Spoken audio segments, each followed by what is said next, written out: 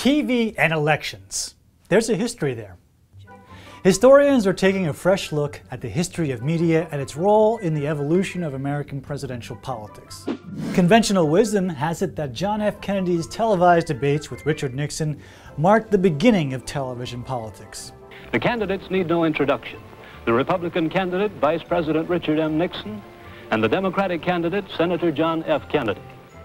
But it was the famous World War II general, Dwight D. Eisenhower, who first used television to directly appeal to voters as media consumers. In 1952, Eisenhower worked with advertisers and entertainers to create the I Like Ike campaign.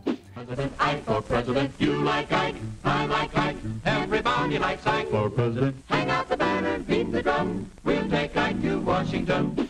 Ike, Ike, Ike, Ike, Ike. It highlighted his likability and personality, not his political qualifications or party affiliation. He used Gallup polls to learn what the public found important, then worked with ad agencies to produce commercials about those issues. The day before the election, 130 spots aired in New York City alone. Eisenhower's use of television marked a turning point in presidential politics and a shift toward candidate-centered campaigns. But the use of television wasn't without controversy. After Hitler's propaganda machine in World War II, there was nervousness about using thought control to regulate political messages. Eisenhower was also reluctant, but he heeded his advisors and used television to get elected. He then sold his policies to the public with televised fireside chats and carefully scripted news conferences. He even built the first television studio in the White House. His press secretary, James Hagerty, went so far as to hire an actor, Robert Montgomery, as Ike's media advisor. Montgomery coached Ike on how to present himself on TV. He made him use a teleprompter, and he had him stand in ways that made him look forceful. He also positioned the camera so Ike would have eye-to-eye contact with the viewers.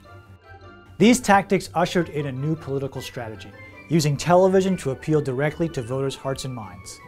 Historian Catherine Kramer Brownell argues that this style made star quality an essential component of politics. It was a lesson that a young John Kennedy would incorporate into his presidential bid in 1960.